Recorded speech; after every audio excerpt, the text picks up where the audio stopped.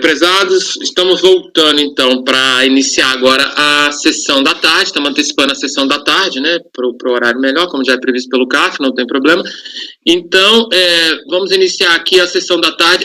O primeiro item seria o processo 363, Alibem Alimentos S.A., ele foi retirado de pauta, foi porque ele estava com processos com valores maiores, então é um processo que foi retirado, era um paradigma que foi retirado junto com os repetitivos, então foram retirados os processos até o 370 para julgamento de sessão virtual, até o 375, depois o BP Energia também é retirado de pauta para julgamento, então é um paradigma também de os lotes, então, dos processos de 377 até o 385, depois o 386 foi retirado também de pauta, e aí isso segue para o lote repetitivo do 387 ao 389, depois retirado também o 390, segue o lote repetitivo até o 393 retirado também, o 394 também foi retirado, Cooperativa dos Produtores de Carne e Derivados de Gurupi, e aí como é um paradigma, o lote de repetitivo de 395 até 412 também foi retirado de pauta.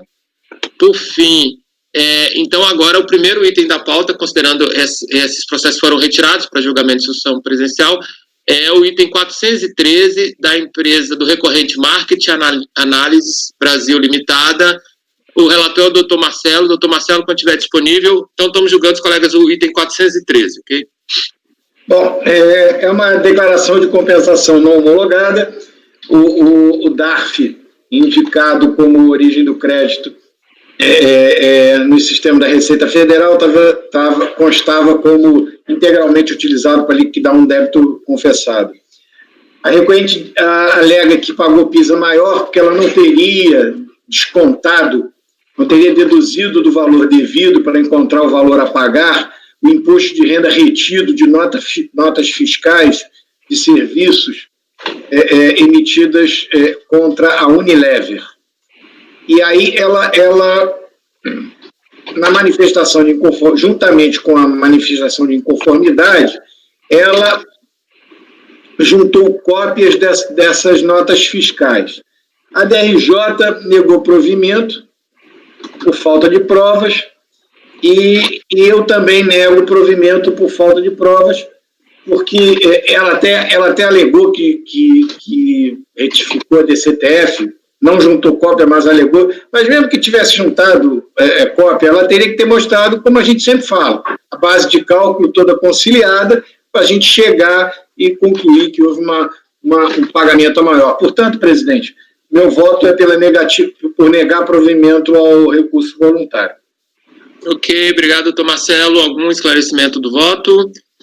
Então, doutor Marcelo está encaminhando por negar provimento ao recurso voluntário. Doutora Elisiane? Acompanho. Obrigado. Doutor Ari? Acompanho. Doutor Salvador? Acompanho. Doutor Marco? Acompanho. Ok. Doutora Semiramis? Acompanho. Doutor Breno? O relator, presidente. Eu também acompanho o relator. Então, por unanimidade de votos, negar provimento ao recurso voluntário para o item 413, Marketing Analysis, né? É um paradigma de um lote de repetitivos, então os processos de número 414, 415 até o de 423 terão o mesmo encaminhamento, a mesma decisão, negar provimento, por unanimidade. O próximo item é o item 424, Prensas Schuller S.A., Doutor Breno é o relator. Doutor Breno, nós temos o 424, 425, 426, 400, até o 426 são da mesma empresa Prensas Schuller. Podemos julgar em conjunto esse processo, por favor? Podemos, presidente. A matéria é idêntica aos três casos. Ok, então fica à disposição para fazer o relatório. Trata-se também de uma compensação não homologada, e fundamentada em inexistência de crédito. Né? Em síntese, o contribuinte alega que o crédito pleiteado proveniente de pagamento maior, enfatiza que teria direito a este crédito conforme previsto no seu DACOM, apresentada, contudo, com erro de preenchimento na sua DCTF. Com base nisso, ele entende suficientes, tanto da COM quanto a DCTF, para a homologação, demonstração e homologação do seu crédito, né, e ele ainda requer, na etapa exordial, a conversão do julgamento em diligência para apuração justamente desses feitos. Enfim, a DRJ seguiu o negar provimento, né, conforme junto na ementa, calcada essencialmente na ausência de provas, né, e inadimplemento ao ônus probatório, de forma que no recurso voluntário ele reclama pela reforma desse acordo da RJ, haja vista a impossibilidade de desconsideração do crédito, decorrente unicamente erro de preenchimento da DCTF. Entende que o deferimento de seu pleito prima pela verdade material a respeito da moralidade administrativa. Aí, presidente, conforme precedentes já muito solidificados nesse CAF e até dentro dessa turma ordinária, eu nego provimento justamente por ausência de provas adicionais que viessem a sustentar esta retificação da DCTF, né, de modo que não constam os autos as escriturações contábeis suficientes a conferir a liquidez e certeza. Então, e com relação aos malferimentos dos princípios administrativos, são descabidas essas alegações, tendo em vista que o transcurso do PAF se deu de forma estreita, sem quaisquer tipos de inconsistências. Então, voto por negar provimento ao recurso voluntário, presidente. Ok, doutor Breno, obrigado. Algum esclarecimento do voto, doutor Breno? Então, estamos voltando para os processos 424, 425, 426, é isso? Exato, né?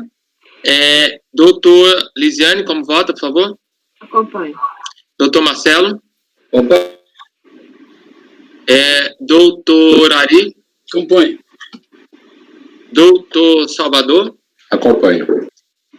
Doutor Marco? Acompanho. Doutora Semiramis? Acompanho. Eu também acompanho. Então, por unanimidade de votos, negar provimento ao recurso voluntário para os itens... Deixa eu só ver aqui que meu computador aqui... Só um instantinho aqui. Meu computador está atualizando aqui. O outro, não esse. Está um pouco lento. Vamos ver se volta aqui.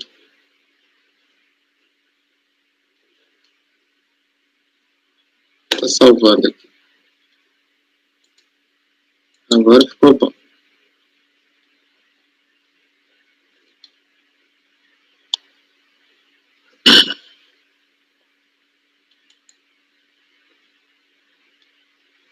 Ok, então ficou atualizado. O próximo item da pauta é o item... Meu computador está dando só um minutinho aqui.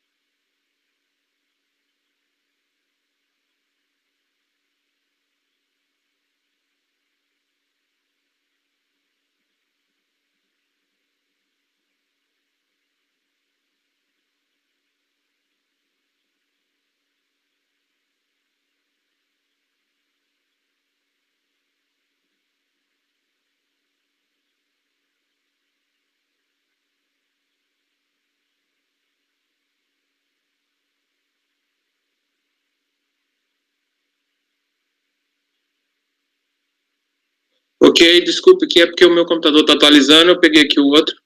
Bom, então, doutor, para os itens 424, 425, 426 e 400, até o 426 foi negado provimento por unanimidade. O próximo item da pauta é o item RF, Comércio de Caminhões Limitada. Doutor Breno também é relator. Doutor Breno, quando estiver disponível, à vontade. Obrigado, presidente. Já está lá na pasta. O processo tem como origem, né, a manifestação de conformidade frente ao despacho decisório que homologou apenas em parte as compensações declaradas pelo contribuinte, né. O pano de fundo deste caso são aquelas inconstitucionalidades dos decretos-leis 2445 de 88 e 2449 também, e determinam o direito à compensação dos valores pagos indevidamente, né. Então, ele entrou com essas de contas. Pois bem, a interessada apresenta manifestação de conformidade desde sua origem com os argumentos que apresentei aí no nosso relatório. Tá? Ele, basicamente, presidente, alega erro de cálculo, tá? Então, ele afirma que os cálculos dos débitos referentes ao período de apuração de janeiro de 92 a maio de 93 e dezembro de 93 a maio de 94, com base em semestralidade, ou seja, o faturamento sexto mês anterior não foi realizado de acordo com a legislação vigente, uma vez que a alíquota varia entre 0,80% e 0,9% e não 0,75%, e que a confrontação entre os valores geraria um crédito atualizado ao contribuinte no valor de R$ 6.770.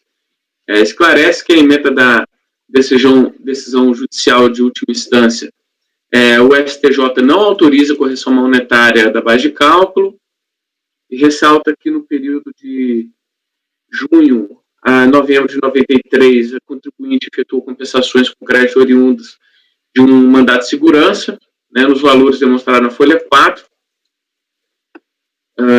Assim, a confrontação desses valores compensados restaria um crédito também atualizado de R$ 42.568, e a contribuinte entende que o período de análise é de janeiro de 89 a setembro de 95, período que foi requerido o crédito. No entanto, foram efetuadas vinculações de valores fora do período requerido, de outubro de 95 a fevereiro de 96, vindo a diminuir o crédito da contribuinte na quantia atualizada de 116 mil, vinculações essas com valores superiores àqueles da Lei Complementar 0770. Né? Então, a DRJ opinou por julgar improcedente a manifestação de conformidade, né, de modo que exige a aplicação dos créditos da Lei Complementar 0770, seja para fim de apuração do crédito a compensar de eventuais débitos em caso de recolhimento menor. No recurso voluntário, ele abordou essencialmente os mesmos temas expostos na manifestação de conformidade, por isso fiz questão de falar com ela com mais detalhes nesse início. Haja visto entender incorreto os cálculos dos créditos e por conta da impossibilidade da Receita Federal imputar crédito não constituído a alhures. Assim, pugna pela concessão das diferenças de crédito decorrentes da compensação efetuada no período de junho de 93 a novembro de 93 e pela desvinculação dos valores dos períodos não requeridos. Esse é o relatório, presidente. Posso para o voto? Ok, alguém tem algum esclarecimento? Então pode passar para o voto. Tá vendo? Presidente, essa é uma questão que, segundo minha pesquisa aqui, eu já vi que nessa turma já tivemos julgados semelhantes, né, em que, desde exordial, o recorrente alega essa inconsistência numérica nos cálculos realizados pela autoridade fiscal. Né? Em resumo, diz que os valores estão dissonantes daqueles estabelecidos pela Lei Complementar 0770 e garantidos por sentença judicial transitada julgado. Menciona ainda a existência desse mandato de segurança que lhe conferiria lastro. Né? Por primeiro, é muito importante que se diga que o recorrente não trouxe nenhuma evidência da existência desse mandato de segurança. Tá? Não tem nada no processo que diga isso. Inclusive, até a própria RJ, salvo engano, falou isso de maneira muito expressa. Note prontamente que os cálculos realizados pela autoridade fiscal estão em absoluta consonância com as alíquotas previstas na 0770. Eu confirmei isso daí, e este fato por si só afasta qualquer viabilidade de reconhecimento meritório veiculado pelo contribuinte. Aliás, essa perspectiva correta do fisco é encampada desde a etapa do despacho decisório. E reforço, mais adiante lá na página 6, vai ter a existência deste mandato de segurança, não consta no PAF. Quanto à impossibilidade de construção de crédito por ausência de CPF, que ele traz no recurso voluntário dele, e apenas se conhece isso nessa etapa porque teve uma declaração de voto no acórdão após, ou seja, caso isso não tivesse sido feito, haveria inequívoca inovação. Contudo, o desiderato presente no presente PAF, usando a palavra que as pessoas não gostam, não estão a demandar um tributo maior do que deveria. Tampouco erraram na exigência daquele. A gente sabe que a DCTF nos moldes são hoje, cuja sistemática foi aventada pelo recorrente, existe desde 31/10/2003, conforme expõe até a súmula CARF número 52. Então, resta esvaziado esse argumento do contribuinte sobre a necessidade do CPF em período anterior a 31/10/2003. Então, nesse aspecto, repito que a configuração do fato gerador restou rígida àquela época do lançamento do tributo, despicienta a apresentação da DCTF para a condição dos valores. Então, presidente, eu voto por negar provimento ao recurso voluntário. É o meu voto. Obrigado. Ok, doutor Breno, obrigado pelo voto. Algum esclarecimento? Bom, então, iniciando a votação, o doutor Breno está encaminhando por negar provimento ao recurso voluntário para o processo para o item 427, RF Comércio de Caminhões Limitada. Doutora Lisiane, como vota, por favor? Acompanho. Ok, obrigado. Doutor Marcelo? Acompanho. Doutor Ari? Acompanho. Doutor Salvador? Acompanho. Doutor Marco? Acompanho. Doutora Semiramis? Acompanho. Eu também acompanho. Então, por unanimidade de votos, negar provimento ao recurso voluntário para o item 427. Agora nós temos dois processos, os itens 428 e 429, Rodobens Caminhões Cirasa S.A. Tem sustentação oral. Então, eu vou pedir para a doutora Semiramis, aparentemente é a mesma matéria, porque a sustentação oral é igual para os dois processos, então deve ser próximo. Doutora Semiramis fazer um relatório, um breve relatório, e aí eu compartilho a sustentação oral e a gente retorna para as discussões e para a votação. Doutora Semiramis? Bom, é um processo de compensação. O contribuinte enviou PER e depois as DECOMPs, com pagamento a maior, justificado na inconstitucionalidade do parágrafo 1º do artigo 3º da Lei 9718.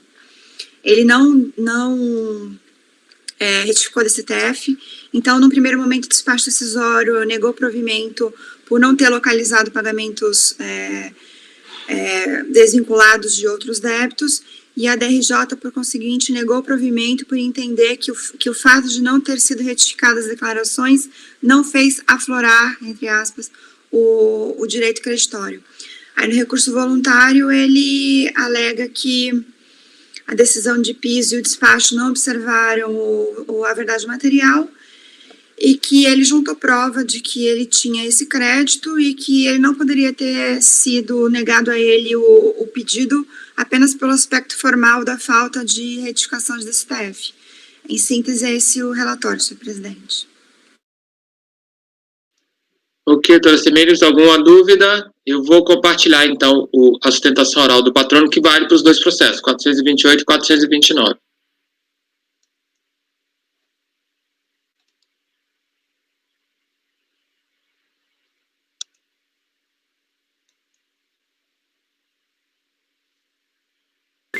Presidente, relatora, demais conselheiros, boa tarde a todos. A presente sustentação oral está relacionada aos itens 428 e 400. Presidente, relatora, demais conselheiros, boa tarde a todos.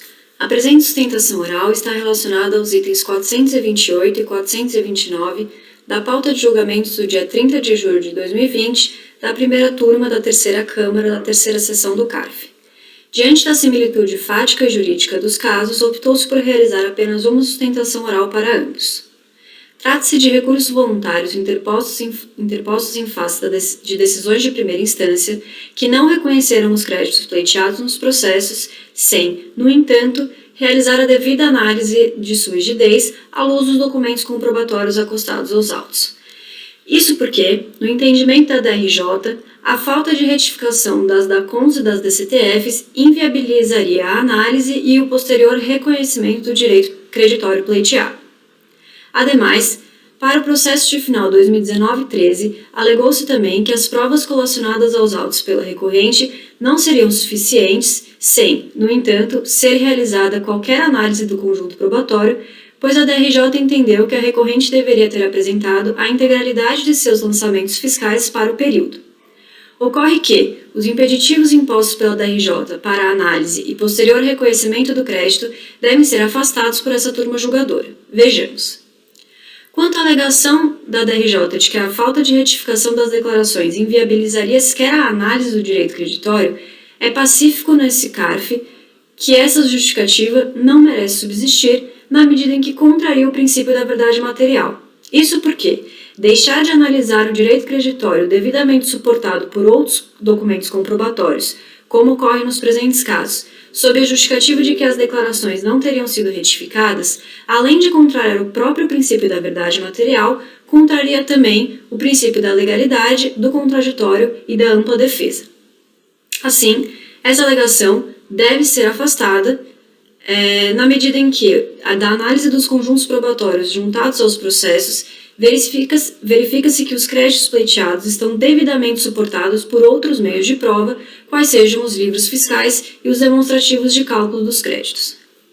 Ademais, quanto à alegação da decisão proferida junto ao processo de final 2013-19, no sentido de que a recorrente não comprovou a rigidez do crédito pleiteado por não ter apresentado a totalidade da apuração fiscal para o período, essa alegação também merece ser afastada.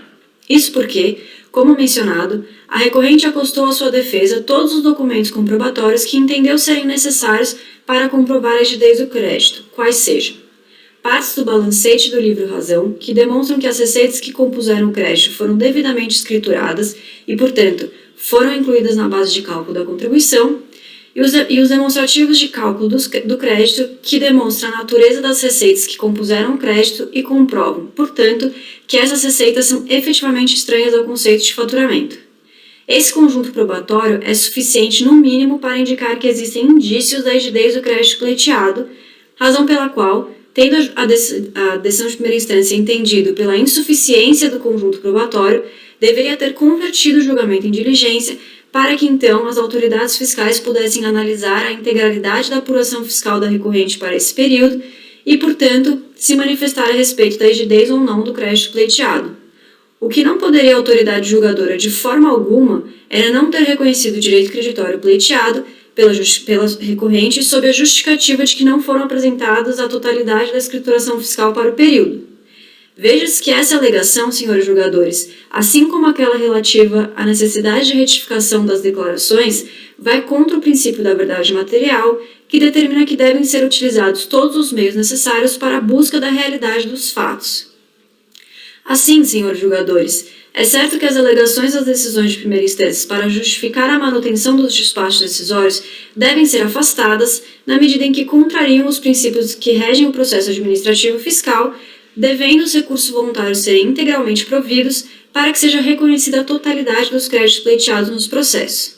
No entanto, caso essa turma julgadora assim não entenda, a recorrente requer que seja ao menos convertidos os presentes julgamentos em diligência para que seja efetivamente realizada a análise da rigidez do crédito pleiteado à luz dos documentos comprobatórios acostados aos processos e aqueles que as autoridades fiscais entendam ser necessários, sob pena de preterimento do direito de defesa da recorrente e afronta ao princípio da verdade material, uma vez que a análise desses documentos nunca foi feita nos presentes casos. Muito obrigada.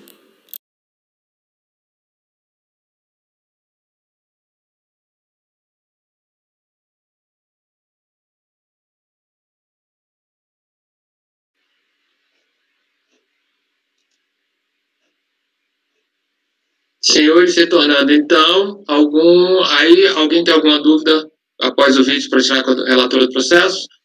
Então, pode prosseguir, doutor Sinistro.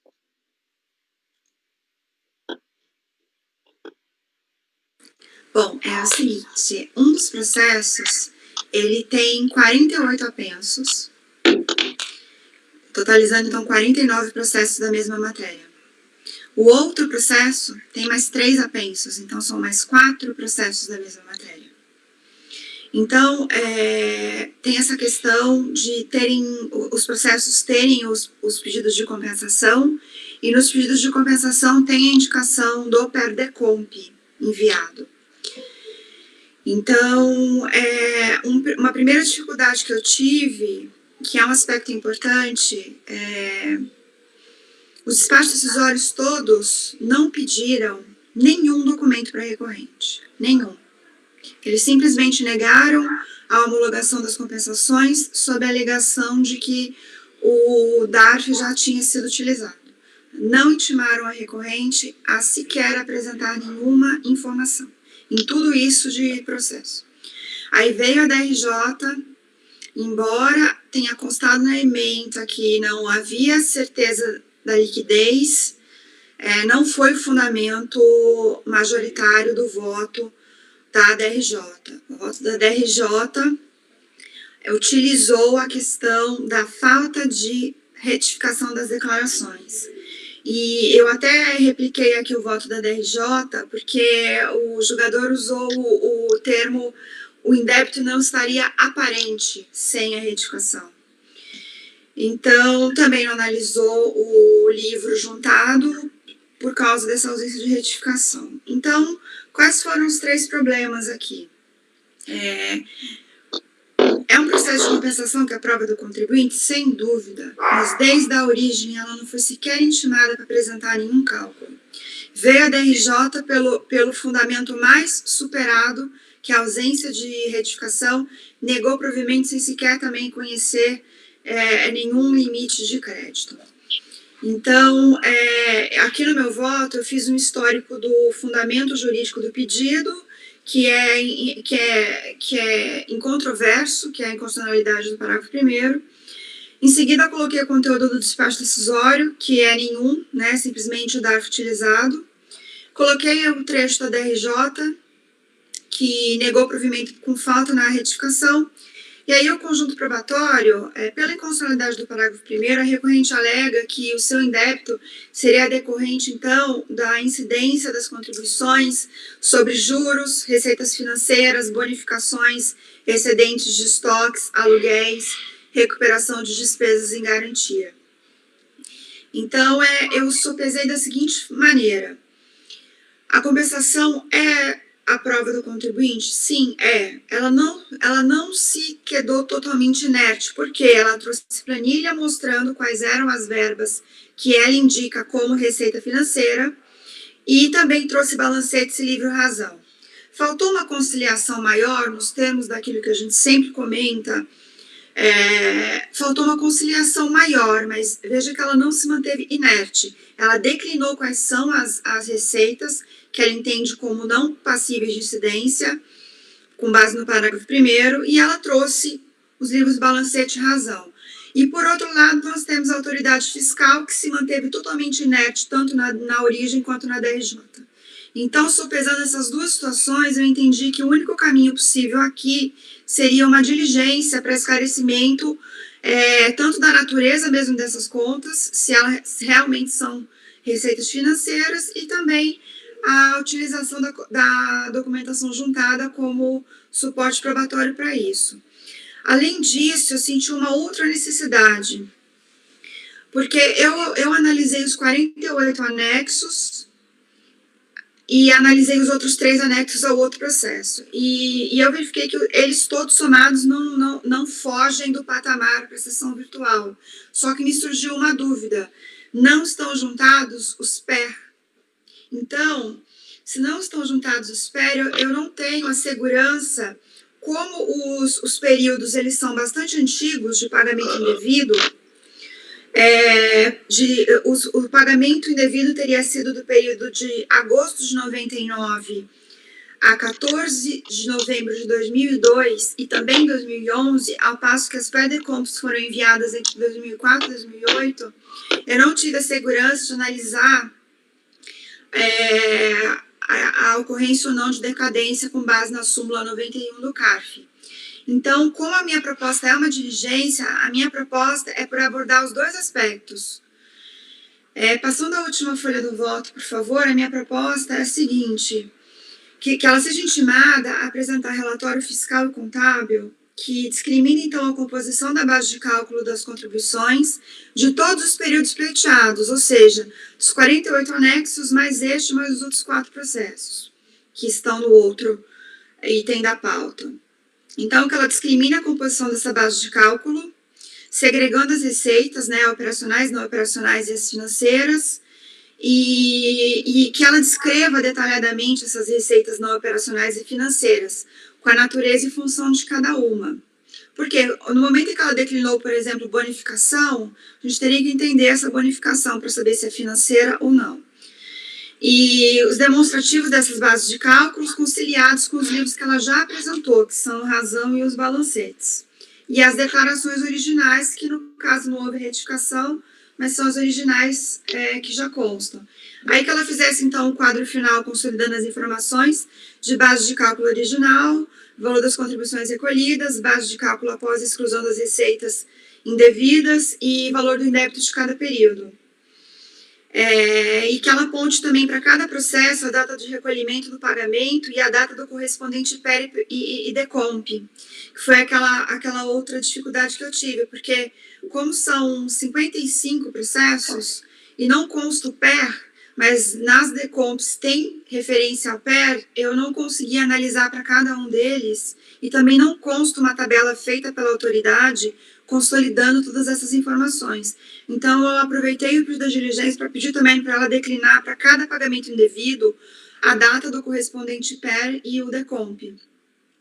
E, então, consolidar todo esse relatório, pedir em seguida a manifestação da autoridade fiscal. Então, essa é a minha proposta, senhor presidente. Ok. Alguém tem algum esclarecimento do voto, da resolução, né? Porque, na verdade, é um pedido de uma resolução para a conversão em julgamento, nos termos que a doutora Semírio já detalhou, e seriam para os itens 428 e 429. Então, vou iniciar a votação. Doutora Lisiane, como vota? Acompanho. Doutor Marcelo? Acompanho. Doutor Ari? Acompanho. Doutor Salvador? Acompanho. Doutor Marco? Acompanho. Doutor Breno? Acompanho, presidente. Postura muito inteligente da conselheira Semírio. Parabéns. Ok, eu também acompanho. Então, por unanimidade, foi convertido os dois processos, item 428 e 429 de diligência, naqueles termos que a doutora Semírio já descreveu muito bem. Bom, agora nós temos o item 430 e 431, que são os dois últimos itens da pauta geral, né? Nossa pauta dessa reunião. O item 431 foi retirado de pauta por solicitação da Procuradoria da Fazenda Nacional. Então, nós não vamos julgá-lo, vai para uma sessão virtual. Presencial. Então, como último item da pauta, vai ser o item 430, Samsung Eletrônica da Amazônia, que é do doutor Ari. Doutor Ari, quando estiver disponível, pode passar, por favor, o relatório e voto. Está aí na pasta, muito rápido.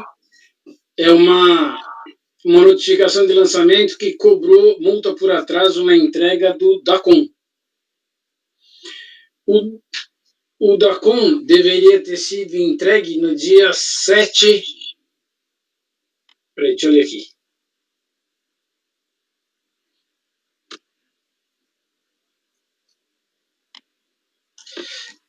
Deveria ter sido entregue dia 7 de outubro, mas ele foi entregue no dia 8 de outubro de 2009.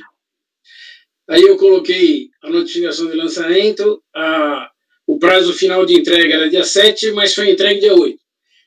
E como foi um dia de atraso, a Receita fez essa notificação por atraso no lançamento. Acontece que a própria Receita Federal publicou um ato declaratório executivo 90 de 2009, que eu coloquei aí. Considerando tempestiva a apresentação nessa data das DACOM, porque houve um problema no sistema eletrônico da Receita e todas as multas aplicadas no dia 8 de outubro ficam sem efeito. Portanto, a própria Receita admitiu que essa notificação de lançamento não tinha efeito e eu dei provimento ao recurso. Ok, doutor Ali. Acho que bem tranquilo. Acho que não tem nenhum esclarecimento, não. Mas se tiver alguém... bom, então o doutor Ali está dando provimento ao recurso, conforme muito bem explicado. A própria Receita já reconheceu desse problema do atraso. Doutora Lisiane, como vota, por favor? Acompanho. Doutor Marcelo? Acompanho. Doutor Salvador?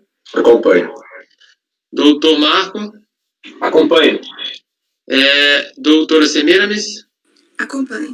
Doutor Breno? Acompanho, presente. Eu também acompanho, então, por unanimidade de votos, dá provimento ao recurso voluntário. Como eu já tinha dito, o item 431 foi retirado de pauta a pedido da Procuradoria. Então, nós encerramos a pauta dessa reunião de julho. Obrigado a todos, obrigado pela participação, obrigado pelo apoio, pelo suporte. Podemos encerrar a gravação, Val. Bom final de semana, presidente, para a turma também, e obrigada, tá? Até a próxima. Vou encerrar a gravação.